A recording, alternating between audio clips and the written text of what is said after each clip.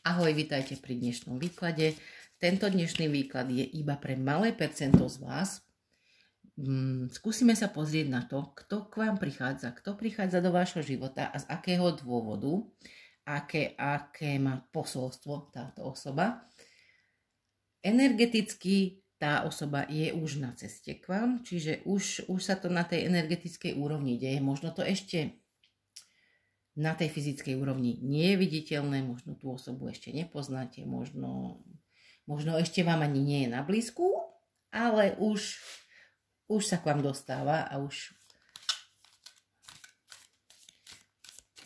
jej príchod predpovedajú nejaké energie, ktoré možno aj cítite niečo, že niečo sa deje alebo niečo nastane. Pozrime si teda cez tarot, čo nám povedia karty, že kto k vám prichádza, alebo prečo k vám prichádza. OK. Čiže sedmička voz, 9 pustovník, no nie. A 16 väža. Čiže 3 veľké arkány z 3. Akože, no brutalita. OK. Sú tu rýchle a nečakané energie. Lebo voz je presne ten príchod. Čiže tá osoba už je na ceste, už nasadla na ten voz, už k vám prichádza. Čiže jednoznačne do vášho života niekto teraz prichádza. A keďže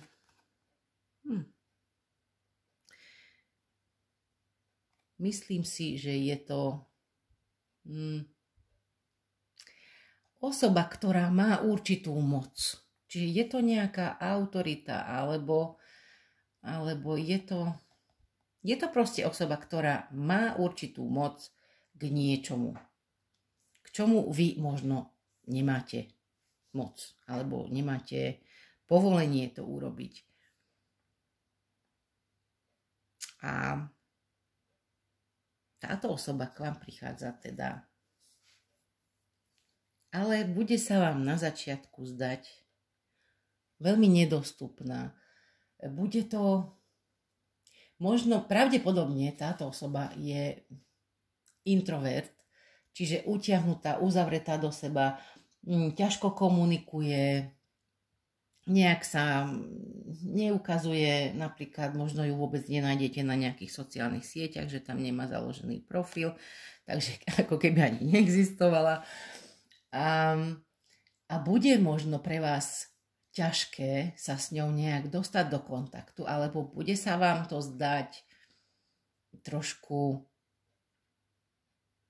komplikované, alebo možno budete mať z toho trošku aj strach, že vy vlastne budete mať od začiatku, hneď ako tá osoba príde, ako ten voz dorazí, čiže keď tá osoba dojde, vstúpi do vášho života, že už reálne tam budete ju vidieť fyzicky, budete vy vedieť, budete cítiť nejaké nutkanie, že potrebujete sa s ňou zoznámiť, potrebujete sa s ňou dostať do kontaktu, možno vám prídu aj nejaké nápady, že prečo potrebujete túto osobu do vášho života.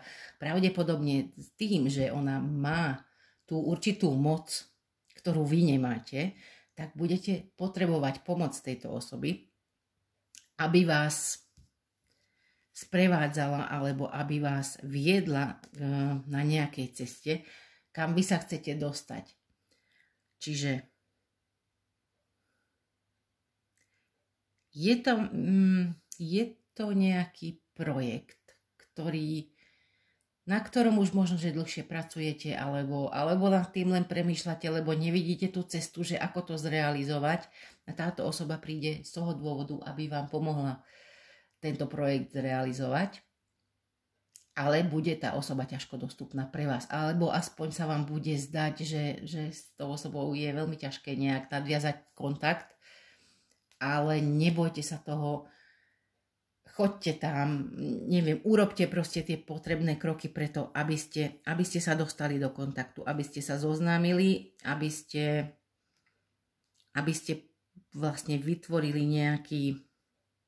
nejaké partnerstvo, lebo táto osoba vás presne vie previesť tou púšťou, na ktorej sa teraz nachádzate, kde nesvietia vám hviezdy na cestu, ani mesiac tam nejak extrémne nedáva svetlo, lebo táto osobka presne pozná každý krok, ktorý potrebujete urobiť k tomu, aby ste dospeli do úspešného konca. Ale je tu aj väža.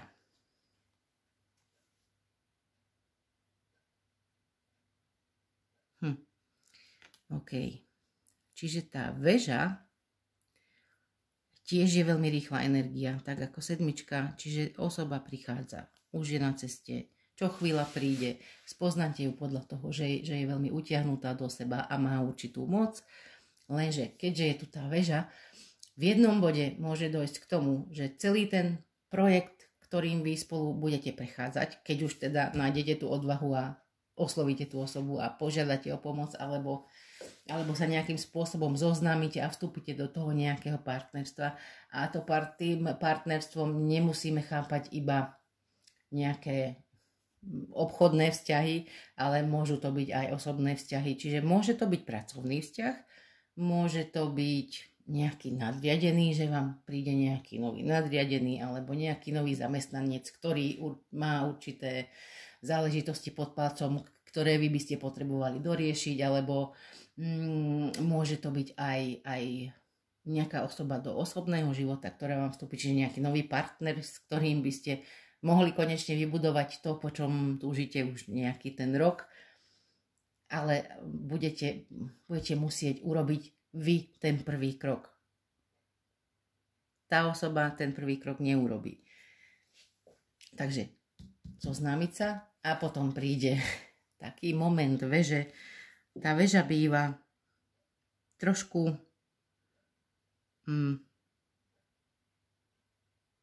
no poviem to tak, príde katastrofa. OK? Čiže väža je ten moment, nečakaný moment, aj keď vám o tom teraz hovorím. Aj keď si vy budete možno predstavovať už nejaké scenáre, že čo by sa mohlo stať, čo by sa mohlo pokaziť. Je to nepredvídaný moment, keď príde bum, katastrofa a všetko sa zosype, čiže tá väža sa zosype. Ale tá väža sa zosype preto, lebo nemá pevné základy. Čiže na prvý pohľad, v prvom momente sa to môže zdať ako veľmi nepriaznivá situácia, veľmi nepriaznivá udalosť, ako vravím, priamo až katastrofa, ale v konečnom dôsledku, keď sa na to pozriete spätne, tak zistíte, že presne túto udalosť, na prvý pohľad negatívnu udalosť, ste potrebovali k tomu, aby ste sa posunuli ďalej. Čiže aj keď sa na to nedá pripraviť, lebo na väžu sa nedá pripraviť, ale keď to príde a keď príde ten moment, že dopracovala som sa niekam s pomocou tejto osoby a teraz sa to všetko zrútilo a je to všetko v keli, tak majte vtedy na pamäti, že nie. Deje sa to z určitého dôvodu, nedeje sa to preto, že si zaslúžite nejaký trest alebo že by ste boli trestaní, ale deje sa to pre vaše dobro. Čiže následne po tom zrútení príde niečo, čo sa začne na tom mieste budovať. Čiže v podstate len uvoľníte nejaké miesto pre niečo ešte lepšie, pre niečo pevnejšie. Čiže to, čo je nepevné, to padne a začnete stavať niečo nové. Poviem vám príklad, ale nie je to pre všetkých a môže to byť niekoho, prípad niekoho z vás, ale to je čisto príklad. Čiže ako si predstavte túto situáciu, že padne. Príde nejaká nová osoba do vašho života a povedzme, že je to nová láska, ale vy ste už v manželskom vzťahu a teda bum, tuto máte romantický vzťah s touto novou osobou, zistí to váš partner a príde rozvod a v podstate katastrofa, rozpadne sa vám celý život, všetko, čo ste doteraz si mysleli o tom, že to je váš celý život, že to je nejaká pevnosť, čo vám dáva nejakú stabilitu v živote, tak to sa rozpadne. Ale nebude to v tomto prípade zlé, lebo rozpadne sa síce to manželstvo, ale s touto novou osobou začnete budovať niečo pevné, niečo nové, niečo oveľa lepšie. A v tej novej situácii nájdete to, čo potrebujete. Tá nová situácia vám prináša to, čo vás privedie k tomu šťastiu alebo k tomu pocitu, že áno, presne toto ja v živote potrebujem. Môže to byť aj nejaký pracovný vzťah napríklad. Príde nejaká táto osoba, niečo spolu začnete robiť a dostanete výpoveď. Možno, že kvôli tomu, že pustíte sa do nejakého projektu spoločného a dostanete výpoveď, lebo sa to váš šéf dozvie a nebude sa mu to ľúbiť. Ale zase ten projekt, ktorý ste začali, vy potrebujete v živote ten projekt. Čiže možno na prvý pohľad sa to zdá, že OK, zase strácate nejaké istoty, lebo tuto to vždy, tá väža vždy pripadá tak, ako keby strácam všetky istoty v živote. Stalo sa niečo veľmi zlé, stratila som niečo veľmi dôležité. A zistíme to až spätne, až trošku s odstupom času, že ako dobre, že sa toto stalo, lebo keby sa to nebolo stalo, tak nie som teraz tam, kde som práve. A vy sa posuniete na to lepšie miesto. Takže chcem vás teda povzbudiť trošku, že keď nastane väža, nezúfajte, aj tak budete, tomu sa asi nevyhneme, ale neupadajte do nejakej hlbokej depresie, prosím, lebo prichádza k vám to niečo lepšie. Takže aj keď to naozaj môže pripadať také beznádejné a strašidelné až, ale bude to fajn. Dobre, pozrime si možno ešte, mám tu také oraklové karty, super nové. Čo sa môžeme dozvedieť o tej osobe? Čo sa týka, sú to oraklové karty. Who is it?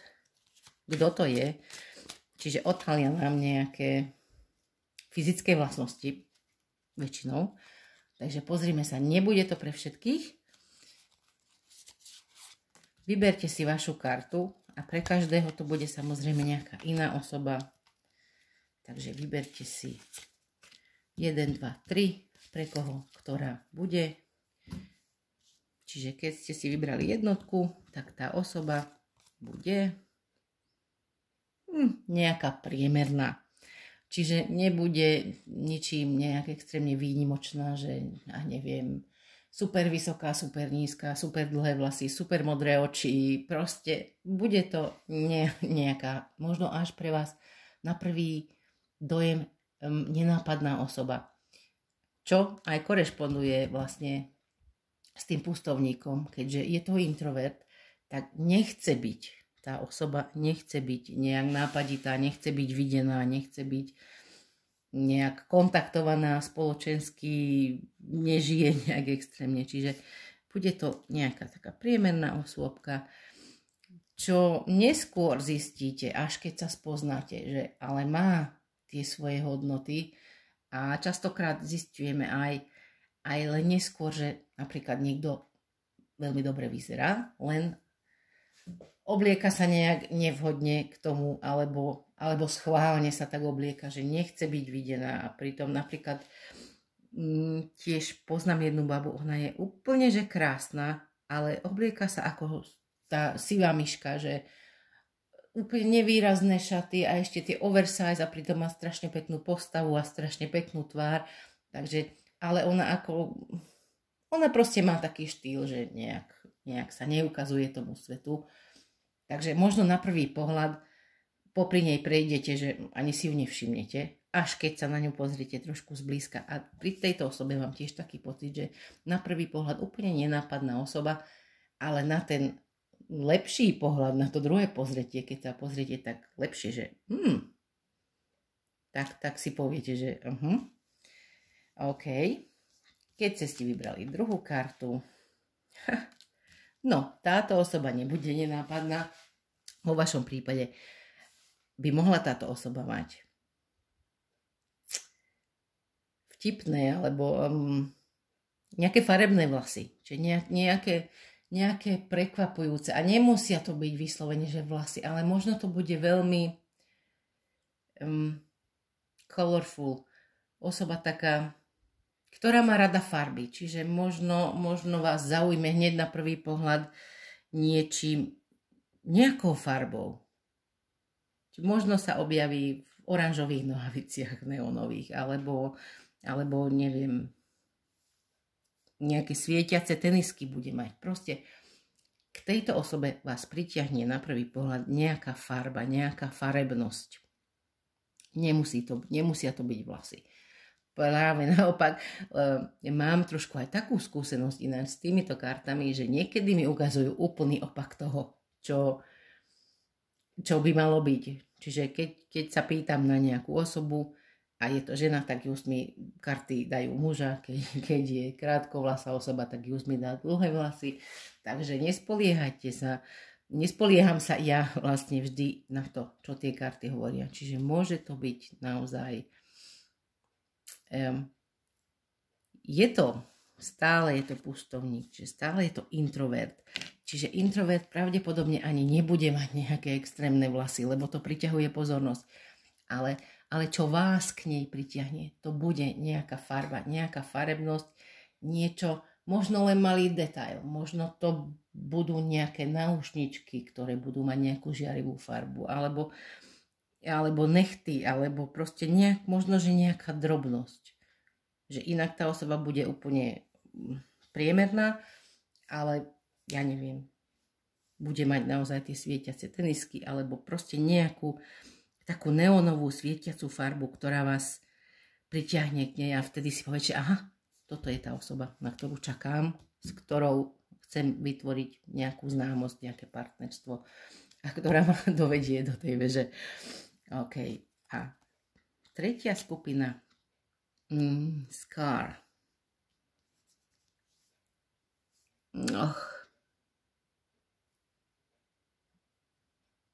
Vaša osoba môže mať nejakú jazvu na nejakom viditeľnom mieste. Čiže vašu pozornosť pritiahne nejaká jazva na tejto osobe. Či už na tvári, alebo neviem, po operácii kolena, v kraťasoch, v sukni, všimnete si, že má nejakú jazvu niekde, alebo na ruke, proste kdekoľvek. Alebo, keďže to môže byť aj presný opak, môže to byť osoba s takou žiarivou, nádhernou pleťou, že to vašu pozornosť pritiahne, že wow, že to není možné, že niekto má takú dokonalú pleť. Takže buď tam tá osoba môže mať nejakú jazvu na viditeľnom mieste, ktorá vás pritiahne, alebo presný opak, že tá dokonalosť, tá dokonalá pokožka. No a ešte nakoniec máme tu Mystical Moon Oracle, čiže toto sú tiež oraklové karty. Takisto si vytvorme 3 skupiny a skúsime sa pozrieť na nejaký časový údaj, že kedy. Ale keďže ten voz hovorí, že tá osoba je na ceste a mala by dojsť podľa mňa rýchlo. Je tam také žlté pozadie, také slnečné, čiže by som povedala, že keď sa stretnete, bude krásny slnečný deň, teraz už prichádzajú tie slnečné dni, už je jar, ale trošku mi to evokuje aj leto a tá sedmička, možno to bude 7. mesiac, pre niektorých to môže byť 7. mesiac, čiže zase až tak rýchlo to nebude, ale pozrieme si ešte aj tie oraklové karty, že pre niektorých z vás nemusíte si kartu vybrať, môžete sa spoliehať na túto kartu alebo na to, čo sme si doteraz povedali. Ale ak si chcete vybrať ešte aj nejaký časový údaj, tak si zase vyberte 1, 2, 3. Kedy? Asi. Možno to ani nebude informácia o tom, že kedy tá osoba príde, ale to si povieme potom. Je to nesprávny čas? No. Áno, OK. Čiže tuto nemáme vlastne informáciu o čase. Čiže môžeme sa spoľahnúť skôr na toto, že ten slnečný deň, alebo ten 7. mesiac, alebo čo skoro. Ale môžete to vy, alebo v tomto prípade mám silný pocit, že to bude vzťah osobný, bude to vzťah emocionálny, čiže bude to nejaký nový partner, nová láska. Nemusí to byť, môže to byť kľudne aj ten pracovný vzťah, ale budete mať pocit, keď vám vstúpi do života, že nie je teraz ten správny čas. Alebo sa tým budete uisťovať, že ani tú osobu nebudete sa snažiť nejak osloviť, ako som povedala, že vy budete musieť urobiť ten prvý krok, lebo si budete v hlave opakovať, že teraz na to nie je správny čas. Či už na vzťah, na nový projekt, na novú prácu, na čokoľvek, budete mať ten pocit, že nie, nechcem to urobiť, nie je na to teraz ten správny čas. A zostanete nečinní a budete to nejak naťahovať a budete to nejakým spôsobom oddialovať a nerobte to. Choďte si za tým. 6, 42, 4 plus 2 je 6. Je to harmónia, čiže vytvorí vám to tú harmóniu. Takže nenaťahujte, neodkladajte to, nehľadajte si výhovorky, že teraz na to nie je správny čas. Keď tá osoba príde a vy ju spoznáte podľa už týchto niektorých aspektov, alebo proste budete cítiť, že áno, toto je tá osoba, ktorú ja chcem poznať, ktorú ja chcem osloviť, s ktorou ja chcem mať niečo spoločné, tak to neodkladajte. Ale choďte do toho. OK. Kto si vybral? Druhú kartu. Júl. To je 7. mesiac však. Jún je 6. Júl 7. Áno, prázdniny. Čiže pre niektorých, áno, vyslovene 7. mesiac. Cez prázdniny. Môže to byť, a vidím tú dovolenku, možno sa stretnete na nejakej dovolenke. Čiže táto osoba vám príde do života na dovolenke, niekde na pláži, alebo na balatóne, ak sa chystáte na balatón. A tuto je zase 3, 2 plus 1, 3. A síce aj 21. 21 je tarote karta sveta, čiže svet, cestovanie, to sedí. Čiže mohli by ste sa stretnúť na nejakej ceste, možno keď aj to nebude dovolenka, ale budete cestovať vo svete, možno pracovne, možno súkromne. A 3 zase je presne to vytváranie kontaktov, to vytváranie nejakého spoločenstva. Čiže to vaše partnerstvo bude pre vás prínosom. Budete vytvárať budete síce dvaja možno, alebo možno skrz tú osobu spoznáte nejakú ďalšiu osobu a vytvoríte nejakú 3 a v 3 začnete nejaký ten nový projekt. Ale je to skôr o tom, že 1 plus 1 sa rovná 3, čiže dvaja spoločne vytvoria niečo. Čiže je to tá kreativita, je to tá tvorba, tvoríme spolu niečo. Čiže naozaj táto osoba vám pomáha vytvoriť to niečo, po čom túžite. Prípadne 2 plus 2, či 1 plus 1 sú 3, čiže muž a žena a vznikne z toho tá tretia osôbka. Čiže pokiaľ túžite už nejak dlho po rodine a nedarí sa vám, tak s touto osobou si môžete založiť prípadne rodinu. Môže vám aj toto značiť táto karta. Čiže keď sú dvaja šťastní, tak prichádza ten tretí. Občas. OK, a keď ste vybrali 3, tak táto karta hovorí, že je to strata času. Ale to mám pocit v tomto prípade, keďže sa tu bavíme o tom, že tá osoba vám prichádza do života z toho dôvodu, aby vám pomohla, aby vás previedla nejakou cestou, aby vám ukázala to vo vašom živote, čo vám nefunguje a aby to zmenila, aby to možno zbúrala to nefunkčné a aby ste spoločne, alebo možno keď aj nie spoločne, ale ona vám ukáže ten smer, že ako ísť ďalej, ako ísť tým správnym smerom. A v tomto bode to môže prísť ten pocit, že toto je strata času, nemá to zmysel ďalej robiť, nemá v tom zmysel pokračovať, lebo presne v tomto bode môže prísť tá depresia, ten depresívny stav, že začnem rozmýšľať o všetkom negatívne. A presne toto vám môže prísť do hlavy, že iba strácam čas, nemá to zmysel, už som všetko stratila, už je to aj tak všetko na prd a na nič a na čo sa ja budem o niečo ešte snažiť. Takže v tomto prípade neverte tomu hlasu, ktorý vám toto nahovára, že je to strata času, nechaj to tak, vykašli sa na to, nemá to zmysel, už je aj tak zlé, už je po všetkom, už je koniec môjho života, všetko sa pokazilo, všetko sa zosypalo. To sú presne tie pocity, že nie, neverte tomu. Lebo 5 a 8 je 13 a 13 je presne aj karta smrti, čiže vlastne smrť, veža, to je presne to, že niečo skončí. Ale keď sa niečo skončí, z toho niečo nové začína. Jedna energia odchádza, nová energia prichádza. Keď niečo položím, keď niečo ukončím, čiže keď tam dovolím, aby nastala tá smrť. A toto je asi ten váš odkaz. Že prestaňte nad tým nariekať, lebo to je to, že držím sa toho, že Bože, ako mi bolo dobre v tej práci a teraz som tu bez práce a neviem čo. A budete sa držať toho, tej energie, že prečo sa to skončilo. Nie, smrť je o tom, že nechám to umrieť. Pustím to, nechám to ísť. Koniec. Adios. Lebo prichádza to niečo nové. Čiže nie je to strata času. Nenahovárajte si to. Nedržte sa tej starej energie, ale choďte do tej novej. Dovoľte tej novej, aby k vám prišla. No, takže na dnes toľko. Dúfam, že ste si našli tie svoje odkazy, že to s vami nejak zarezonovalo. Budem rada, keď mi napíšete vaše skúsenosti, kto vám prišiel do života, čo sa vám stalo, ako sa vám darí, prípadne na akú tému by ste radi videli nejaký ďalší výklad. Nájdete ma aj na Facebooku, kľudne sa mi ozvite aj tam.